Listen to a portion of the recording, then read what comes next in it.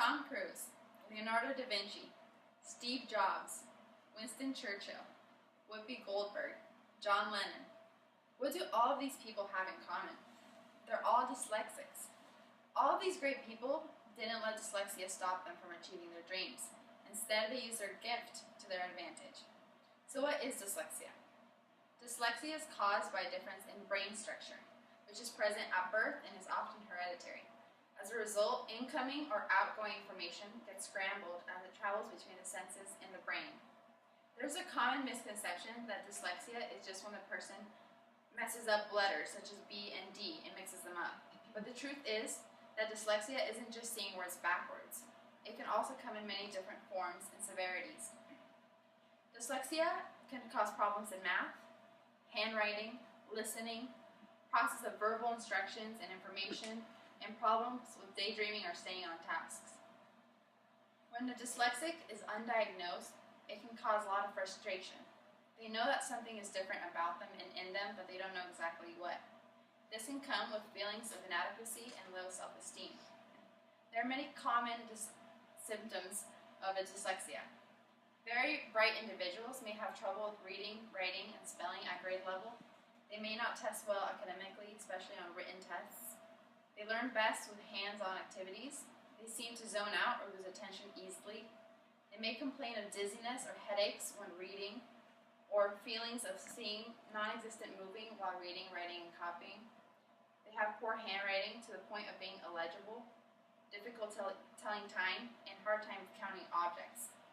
So what causes it? According to the National Institute of Health, up to 15% of the U.S. population is thought to have dyslexia. It tends to be genetic and runs in families, although it's not always the case. Scientists have found specific brain differences involved in dyslexia. Brain images show that it results from certain structural differences in the brain, particularly in the left hemisphere. Brains of people with dyslexia show very little activity in areas known to be highly important in linking written formal words with their phonetic sounds. So in order to read, people with dyslexia must develop alternative neurological pathways to process all of the information. So is there a cure? People living with dyslexia may become very frustrated and disheartened at times. And there is no definite cure for it, but there are many ways to manage it. The best way to help a dyslexic is to identify it as early or soon as possible. Nowadays, it is easier to identify this, and there are many techniques for reading, writing, spelling, and counting that can aid a dyslexic through these tasks that can be so very difficult for them.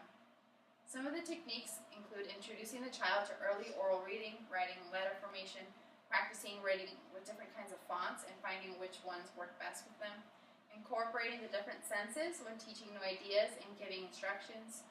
But not just physically, the techniques, also emotionally. Don't just focus on what they can't do, instead encouraging them in their special interests and strengths. Also emphasizing their accomplishments and praising them for this. But most importantly, being there to help whenever necessary and available to encourage them and comfort them through the difficulties.